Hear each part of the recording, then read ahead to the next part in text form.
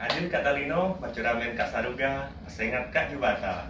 Kami dari kelompok 2 ingin mempresentasikan hasil diskusi kami yang berjudul Sistem Perekonomian Indonesia. Materi pertama akan disampaikan oleh saya sendiri. Materi kedua akan disampaikan oleh rekan saya, dan yang ketiga, pengertian sistem ekonomi. Apakah sistem ekonomi itu? Sistem ekonomi adalah strategi atau cara suatu negara mengatur kehidupan ekonominya dalam rangka mencapai kemakmuran. Sistem ekonomi yang dilakukan oleh suatu negara bertujuan untuk menjawab masalah-masalah pokok ekonomi, yaitu yang pertama, barang dan jasa apa yang akan diproduksi, kemudian bagaimana cara memproduksi, dan untuk siapa barang dan jasa diproduksi. Sistem ekonomi yang dianut oleh suatu negara dipengaruhi oleh berbagai faktor, baik faktor internal maupun faktor eksternal. Faktor internal yang mempengaruhi sistem ekonomi suatu negara adalah sebagai berikut. Yang pertama, falsafah dan ideologi yang dianutnya, kemudian sistem pemerintahan, terus yang terakhir sistem politik suatu negara. Nah, faktor eksternalnya yaitu yang pertama pengaruh sistem ekonomi yang dianut negara lain, kemudian pengaruh politik dunia internasional, dan pengaruh sosial budaya luar negeri. Nah, terus macam-macam sistem perekonomian. Sistem perekonomian di berbagai negara dapat diklasifikasikan menjadi beberapa macam, di mana perbedaannya berdasarkan pada sistem pemilikan sumber daya, kemudian keleluasaan masyarakat untuk saling berkompetisi satu sama lain, kemudian keadaan peranan pemerintah dalam mengatur, mengarahkan, dan merencanakan kehidupan. Terus ada sistem perekonomian kapitalisme, liberal, dan pasar. Sistem ekonomi kapitalisme disebut juga sistem ekonomi liberalisme dan pasar bebas. Kemudian ciri-ciri sistem perekonomian kapitalisme. Yang pertama, mengakui kepemilikan individu terhadap sumber daya ekonomi atau faktor-faktor produksi. Kemudian yang kedua, kompetensi individu dalam memenuhi kebutuhan hidup dan persaingan badan usaha dalam memperoleh keuntungan. Terus kelebihannya, setiap individu diberi kebebasan memiliki kekayaan dan sumber daya alam. Individu bebas memilih lapangan pekerjaan. Kemudian adanya persaingan menyebabkan kreativitas. Terus produksi barang dan jasa didasarkan pada kebutuhan masyarakat. Kekurangannya muncul kesenjangan yang besar antara yang kaya dan miskin.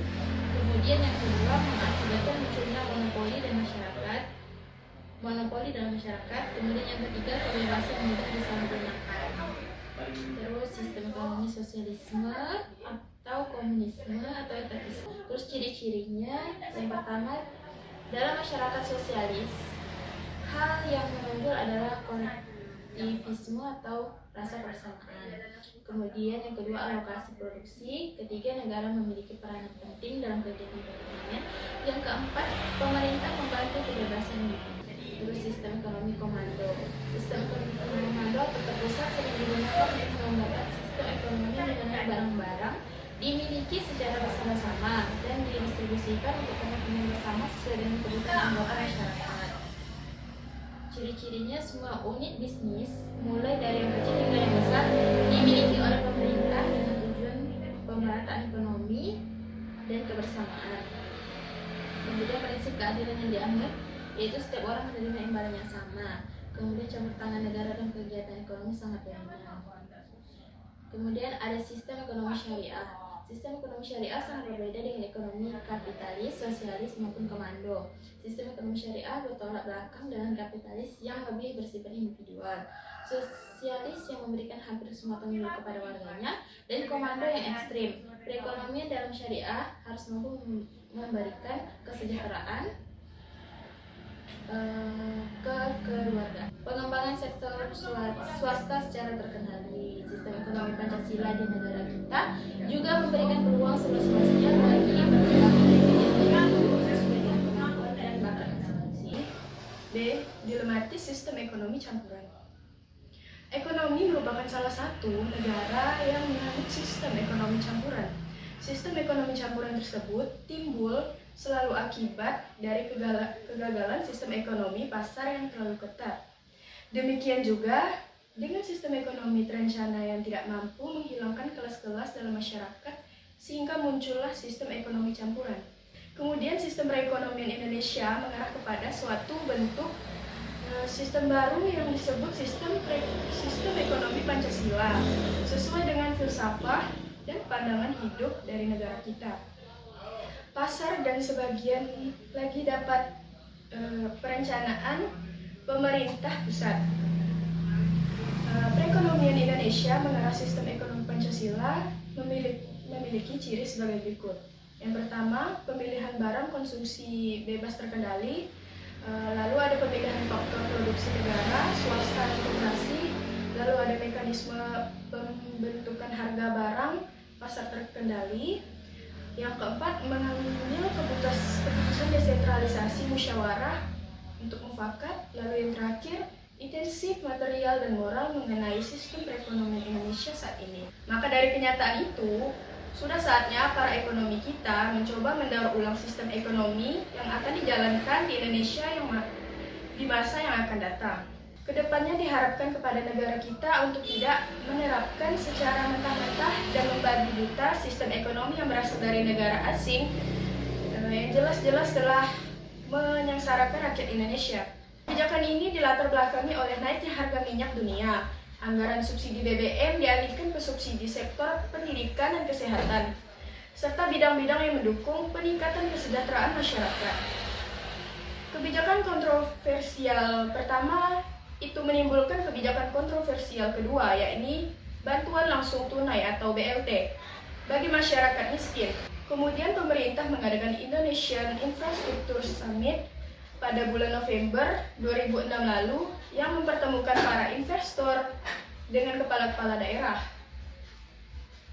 Menurut Keynes, investasi merupakan faktor utama untuk membentuk kesempatan kerja. Mungkin ini menyebabkan kebijakan pemerintah yang selalu ditunjukkan untuk memberi kemudahan bagi investor, terutama investor asing. Di pihak lain, kondisi dalam negeri masih kurang kondusif. Maka dapat digambarkan oleh para pengamat bahwa sistem ekonomi Indonesia sebagai sintetis atau percampuran sosialisme, namun bukan berarti menyingkirkan aspek-aspek lain yang membangun sistem perekonomian Indonesia. Dengan mengadopsi kebaikan-kebaikan yang ada pada dua sistem tersebut, maka terbentuklah sistem perekonomian di Indonesia yang disebut sistem ekonomi Pancasila. Untuk yang C, sejarah sistem perekonomian Indonesia. Pada awal Orde Baru, stabilitas ekonomi dan stabilitas politik menjadi prioritas utama. Program pemerintah berorientasi pada usaha pengendalian inflasi, penyelamatan keuangan negara, dan pengamanan kebutuhan pokok rakyat. Orde Reformasi. Pemerintah Presiden B.J. Habibie yang mengawali masa reformasi. Sejarah perkembangan sistem ekonomi Indonesia. Yang pertama, 1950 sampai 1959. Sistem ekonomi liberal 1966 sampai 1998.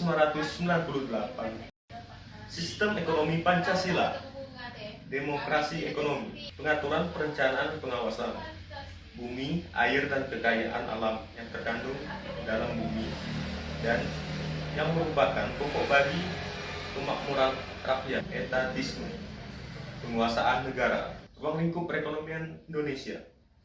Perekonomian merupakan sistem yang diadopsi oleh negara dalam mengatur aktivitas yang dilakukan oleh elemen-elemen masyarakat guna mengoptimalkan terbentuknya pendapatan yang diperlukan oleh negara guna meningkatkan kesejahteraan yang merupakan amanah dari para pendiri bangsa, sehingga masyarakat yang berada di dalamnya menikmati apa yang menjadi hak untuk menjamin kehidupannya bersama dengan masyarakat lain.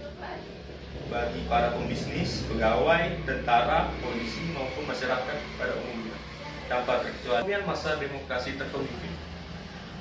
Perekonomian Indonesia diperkirakan akan pulih dan membaik pada tahun 2022 dibanding tahun sebelumnya. Menurut Bank Indonesia (BI), pertumbuhan ekonomi Indonesia pada tahun 2022 berkisar antara 4,7 hingga 55%. Hal ini konsisten dengan kemampuan adaptasi pandemi lingkungan yang mengurangi dampak mobilitas. Sekian dari kelompok kami. Jika ada kesalahan teknis maupun kesalahan yang kami buat, kami minta maaf. Sekian dari kami, terima kasih.